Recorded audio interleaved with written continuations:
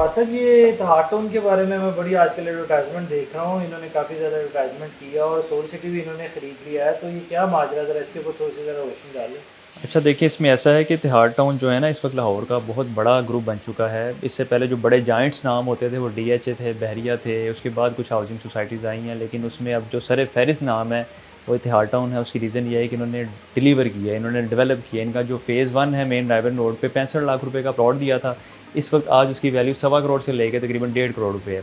अभी रिसेंटली उन्होंने जो थिएटर फेज़ 3 लॉन्च किया, उसकी लोकेशन बहुत ज़्यादा प्राइम हो चुकी है। पहले नहीं लगती थी लोगों को 2-3 साल पहले, लेकिन इस वक़्त जो वहाँ पे स्ट्रक्चर रोड्स बन रहे हैं, एलडीए की तरफ से जो नीलम रोड बन रहा है, चिनाब रोड बन रहा है, फिर वहाँ पे एलडीए सिटी का एक बड़ा प्रोजेक्ट है गवर्नमेंट का।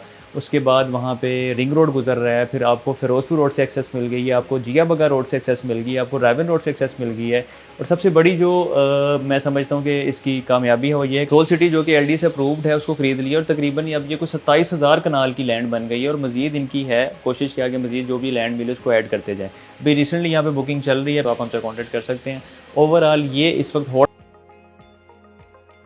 प्रोजेक्ट है और इन्वेस्टमेंट करने का यहाँ पे एक सही टाइम है, सही वक्त है। टाइमली अगर यहाँ पे इन्वेस्टमेंट कर ली तो फिर आने वाले टाइम पे लोगों को फ़ायदा हो जाएगा, क्योंकि रियल एस्टेट में एक ही फार्मूला है कि सही टाइम पे सही जगह पे इन्वेस्ट कर दें और सही टाइम पे सही जगह से एग्जिट ले लें। और ये आपको कौन बताता है? ये आपको कंसल्टेंट बताते हैं। अल्हम्दुलिल्लाह हमारे जैसे जो एक्सपर्ट्स हैं जो मार्केट में एक्टिवली काम कर रहे हैं वो गाइड करते हैं। तो इसके लिए आप हमारे चैनल्स के साथ भी जुड़े रहें, हमें फॉलो भी कर लें और हमारे साथ राब्ते में भी रहें। Thank you.